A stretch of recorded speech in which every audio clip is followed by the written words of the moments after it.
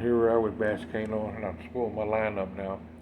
Seen the other videos how I tied it. And this is the kind of line I'm using. It's called Trining XT, which means extra tough.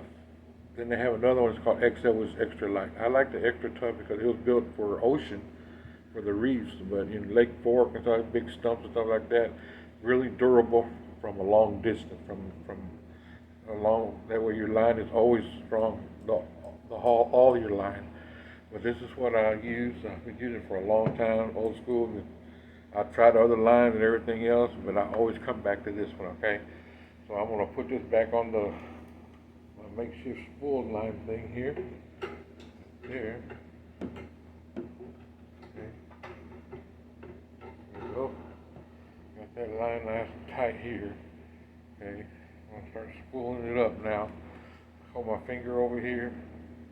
And I'm gonna start winding it in now. Up there. Okay. And there we go. I'm starting to turn it in there. And then wind, you can see it going and winding in there.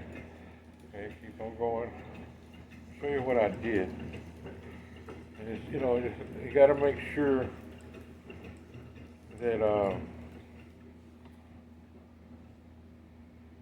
when you do your line, make sure it's the line's coming like this, not folding out like that. See that way I did it? That's strong. It'll twist on you. So you gotta make sure that when you're doing that line that it's turning like this. Okay, that's probably the biggest mistake everybody makes is making that line come out this way when it should be turning like that. Always remember that, okay? And I'm gonna put this back on there. Okay. Now here we go. Start finishing spooling it up. Okay. See where I'm going there? Spooling it up. Just reeling it in. I want to show you something too. Where you got to be at. If you put too much line in there, it ain't gonna work. It'll throw terrible at the beginning. You think you got enough, it'll drag on you. I'm gonna show you what I'm talking about. Okay? See how I'm putting that line in there? See how there's a gap between here and there? That line has got that fish line when you're adding it up, it's got to be right there on the edge. Any farther, it's going to hit those bars right there, and it feels ugly. You think it's a reel, but it's not. It's your line is hitting those edges, those bars right inside there. Okay, so you can see how the distance is from here to there. Got to be right on it. Okay.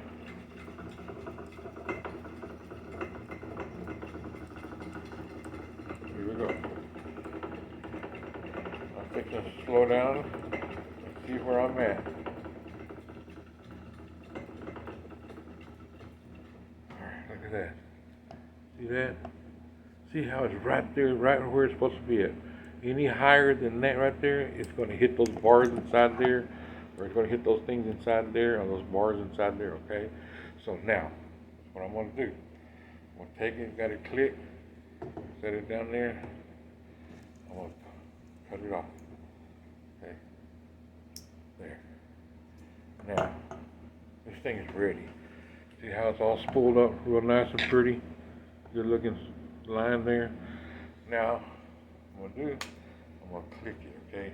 Whenever you're doing something, if you leave it real loose, it'll play with you, it'll backlash on you. So this is what I do. See this little knob right, that knob, the drag, just tighten it up. Tighten it a little bit more where it doesn't, doesn't backlash on you when you're playing with it. You have to leave it loose, and that thing is already tight inside there, and this thing is real loose. Once you pull it, it'll start right there in front of your face if you're not careful with it. So just tighten up your little control right here. Tighten up a little bit so that when you click and it's free spool, it's got a little tension on there, okay? Now, what I'm going to do is I'm going to go ahead, I'm going to put it through the eyes. Make sure it's not twisted on your rod. I'm going to go in, I wasn't going to do this, but I decided I'm going to go do it. But I'm going to show you how I tie my Texas rig. I'm a Texas rig person. Texas rig. I like doing other things, but I'm a Texas rig, and everybody they have these new line, karaoke line, all these different kind of, which I mean, I guess they work, they catch fish, like, Tokyo rig, and then you got your other kind of rigs, all kind. I ain't gonna say because we're not gonna talk about them, but let me tell you something. Everybody that talks about different rigs, they always say it's better than Texas rig. Well, this is way better than Texas rig. Why you keep on talking about Texas rig? Yeah, for real. That just tells me that Texas rig is better because everybody's trying to beat Texas. Hello. Come on now. All right, we're going to run that through there like these little eyeballs. This rod right here has got 12 eyes. 12 of those things. I've always been, when I grew up, 12 of these little eyes. I grew up, I've always had, the more eyes, the better off the rod is. Whoever had that, man, this Shimano came out with his new rods right here. Oh my Lord. The STX, those blue ones. A lot of power, man. A lot of good power. Feels great in your hands. But what's all? I want to get right through the little eyes here. Getting there and getting close. I want to show you something. I can take a Texas rig and make it act exactly like a Carolina rig. I sure can. That's how good I am with my Texas rig. All right. Now, big tungsten weight. Look at that. I don't even know what size it is. That's a tungsten. That's pretty heavy. I'm using this reel for big black bass, big worms. Like when I was at Lake Fork this past week, that black bass I caught, it was 10, 13. Everybody would say, oh, they're 20, 30 feet deep. And they asked me, where did I catch that? Was it 20, 30 feet? No, I was fishing 20 to 30 feet deep, 7 feet deep. The black bass were suspended. But that way I got this down, so what I'm going to do, this is what kind of weight I was using. They go tungsten weight. Everybody thinks, well, tungsten, they're little, but they're heavier. Well, that's good. They can be lighter and heavier. That's what I like. Got it through there. Now, all right. There's another thing. I'll tell you right now. This hook right here that I use,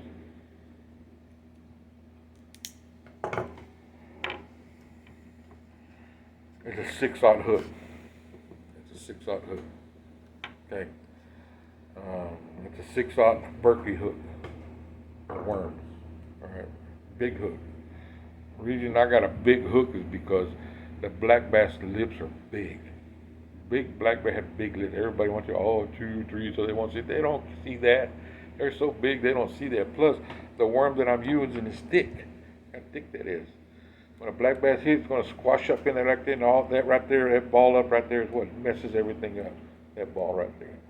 But with a big, deep barrel hook like that, 6/0, the hook's going to reach instead of down to about that far. It's going to have a big loop. But this is the way I tie. Okay, this is the way I tie. Okay, here you go. I'm going to go. Like this. Double loop goes right in through there. Right through that hole. Like that. It's a Palomar knot. It's a regular Palomar knot. See that? That's all you're going to do. It's Palomar, easy, simple, but there's a certain thing that people don't do that really mind-boggling, but I'll show you. All right. There's a knot. Take that big old loop and go right through the hook. Make it there. See that? Don't forget to do this, okay? Make sure that all the line is, everything's right. If you don't lick it, it's going to have too much heat friction, and it could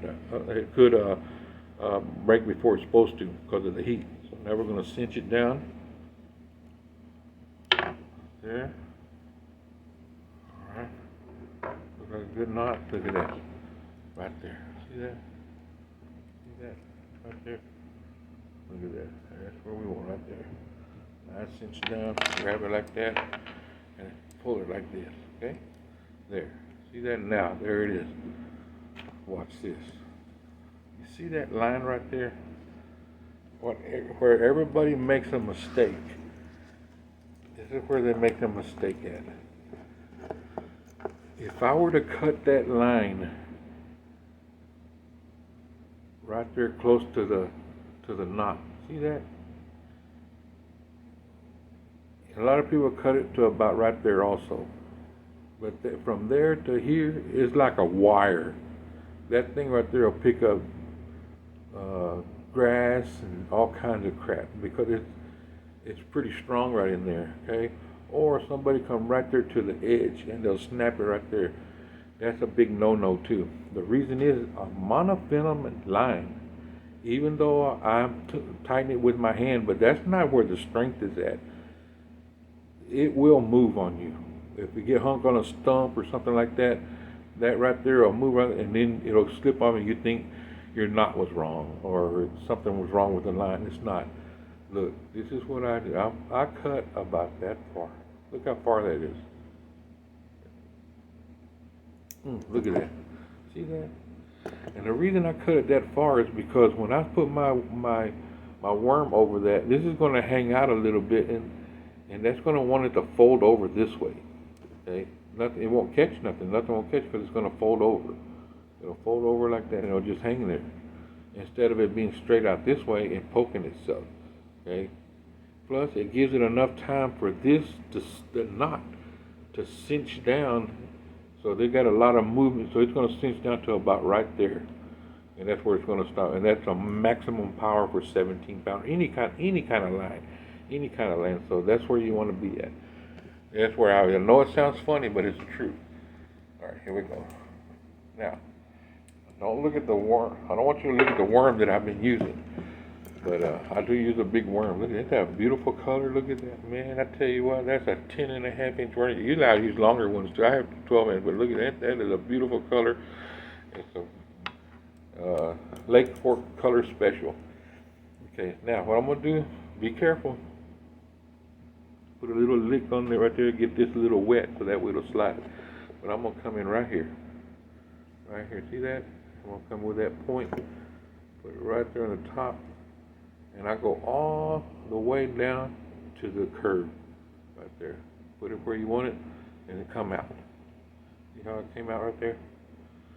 Remember, I got it licked, so I'm going to come into that, down into that groove, and look, I'm going to put it right there. Look at that. See that? See that right there? See the little lip right there? When it comes over, it's going to fold over easier. See that? See that? It comes over some grass and it comes and just flips over, and that right there is what makes a big difference. Is that little extra? It comes out like that. It looks funny, but black bass don't care. Okay. Plus, you got you enough cinch down, so if it moves a little bit, it's there. Now, see where the worm's at? Right now, I'm gonna put that worm right there. See that? See where it's at? See that line right here? Now I'm gonna come and I'm gonna bend my hook. Right there where my line where that hook stopped at, and I'm gonna come all the way through. Some guys like coming across through here, but I don't like. On a big worm, I'll go all the way up to the top. See how it makes it straight? Just kind of pull it together like that, and makes it straight. See how flat and straight it is? And then, for extra precaution, see that little hook right there so it doesn't slide? A lot of people know this trick too. I just move it. Little hook forward a little bit. See that forward a little bit. Catch a piece of it. See that now? You've got a little piece of it right there. I stuck it back in there. See that? See that? That's what you want. See that? Perfect.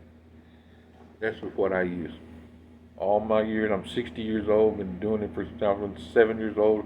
I've been trying the new techniques and everything, I go right back to this. The Texas rig, it's so versatile.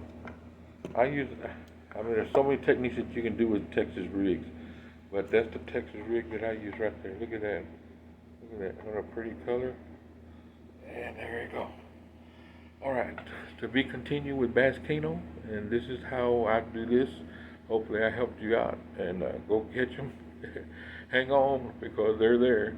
But this proven to me that this is what I've been using. They've never busted, but remember, When I caught that big old black bass, the last video you saw, I made a big mistake. I caught the black bass, everything, put it in a line, went and measured weight and all that. But when I came back, my buddy said, okay, let's keep on fishing. Well, I just picked up the reel and started fishing. Big mistake. I did not retie. You got to retie after you get a big black bass like that. Okay, I know this line's good and everything, but still, come on. Well, my third cast, I hooked another big one. Popped my line. Big mistake. That's my mistake. Don't do that. Look, this is Basscano. You go out and catch them. Be careful because it's hot. Enjoy it. Enjoy these, these black bass are so important to us and everybody else. That's why there's a catch and release. Good luck. Be careful out there. Be safe. Basscano out. To be continued. Bye bye.